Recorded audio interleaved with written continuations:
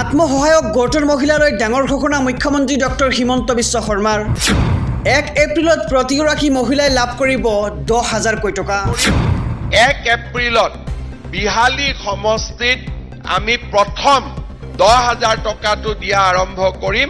তাৰ পিছত এটাকৈ 126টা সমষ্টিতে আমি এই ধন বিতৰণৰ কাম আমি হাতত ল'ম।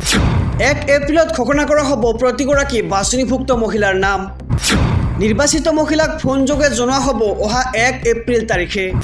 10,000 টকা ভাল কামত খৰচ কৰিলে আৰু 25,000 টকা দিব মুখ্যমন্ত্ৰীয়ে।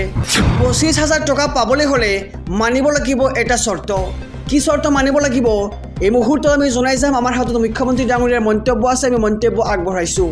আত্মসহায়ক গোটৰ বাইদেউসকলে যি 10,000 টকা আঁচনিত ফৰ্ম ফিল আপ কৰিছিল, মুখ্যমন্ত্ৰীৰ মহিলা উদ্যমিতা আঁচনি, এই আঁচনিখনৰো ধন আমি 1 এপ্ৰিল আজিৰ পৰা 12 দিন পিছৰ পৰা আমি বিলোৱা আৰম্ভ কৰিম। 1 এপ্ৰিলত বিহালী সমষ্টিত আমি প্ৰথম 10,000 টকাটো দিয়া আৰম্ভ কৰিম। তাৰ পিছত এটাকৈ 126টা সমষ্টিতে আমি এই ধন বিতৰণৰ কাম আমি হাতত ল'ম। আৰু যিসকল মহিলাই এই 10,000 টকাটো পোৱাৰ বাবে নিৰ্বাচিত হৈছে তেওঁলোকৰো নাম আমি 1 এপ্ৰিল তাৰিখে ঘোষণা কৰিম। ফোনযোগে আপোনালোকক আমি জনাই দিম যে বাইদেউ আপুনি 10,000 টকাটো পাবৰ বাবে আপুনি নিৰ্বাচিত।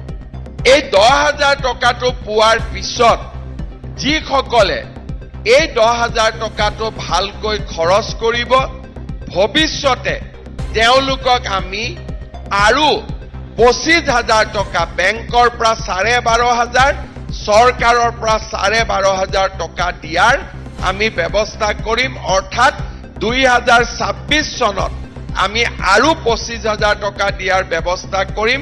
খালি চৰ্ত এটাই, প্ৰথম 10,000টো আমি কিবা এটা ব্যৱসায়ীৰ নামত তাঁতশালতে কৰিলো, মুৰ্গী পুহিলো, গাহৰি পুহিলো, প্ৰথম 10,000 টকাটো আমি ভাল কামত ব্যৱহাৰ কৰিব লাগে। অৰুণোদয় আঁচনিৰ ধন নোপোৱা মহিলাৰ বাবে ডাঙৰ ঘোষণা মুখ্যমন্ত্ৰী ডক্টৰ হিমন্ত বিশ্ব শৰ্মাৰ।